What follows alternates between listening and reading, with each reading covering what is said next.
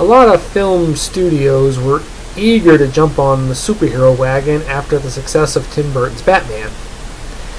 And throughout the 90s, there were a lot of hits and misses. Well, more misses than hits.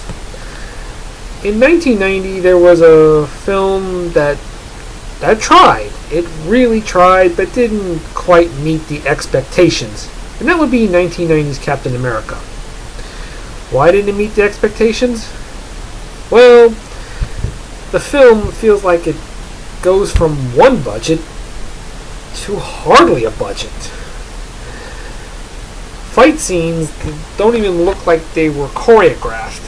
I get the feeling maybe I'm wrong, but I have the feeling they didn't have time to hire a choreographer, so the director says the actors, look, just go with it. That's how the fight scenes looked. Maybe I'm wrong, but that's just how it looked. Now the story basically follows the similarities to the comic book. You know, Matt Salinger plays Steve Rogers, a young man who has polio who volunteers for this experiment that'll turn him into a superpowered athlete. Goes up against the Red Skull and so forth. I don't want to give too much away. Is this movie bad? Well, yeah, but it's not. It is memorable in spots, I'll tell you that. It's just, Matt Salinger does okay with what he is given. I mean, he doesn't really. Maybe the problem is they didn't really get into the character to a point where we're supposed to care about him. No, they just kind of throw him in. His romance with Bernie. They just throw that in. We don't even get into their characters too much. Scott Paulding, who plays the Red Skull, is pretty good. He's doing his. I think he's just trying to do this sort of Al Pacino from Scarface-like thing. And he's pretty good, despite the fact he's only the Red Skull for only 4 minutes of the film. I'll bet that disappointed a lot of fans.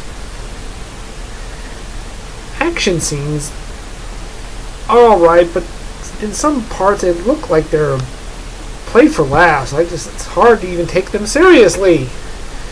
Kim Gilligan, I think her name is, who plays Bernie, and her daughter Sharon is really good in her roles. I mean, I bet that's not an easy thing to pull off. She has to play young Bernie, then old Bernie, then her 20-something-year-old daughter.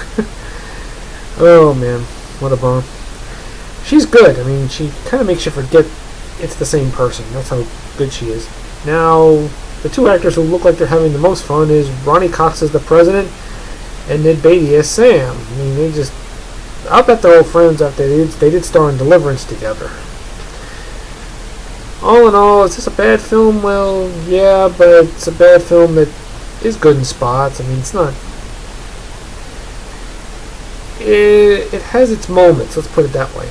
Oh, let me talk about the suit. From what I hear, Matt Salinger had problems with the suit. You could tell Matt Salinger's a real skinny guy. They put a lot of padding in the suit to make him look buffed, and it looks like he's just suffocating in that suit.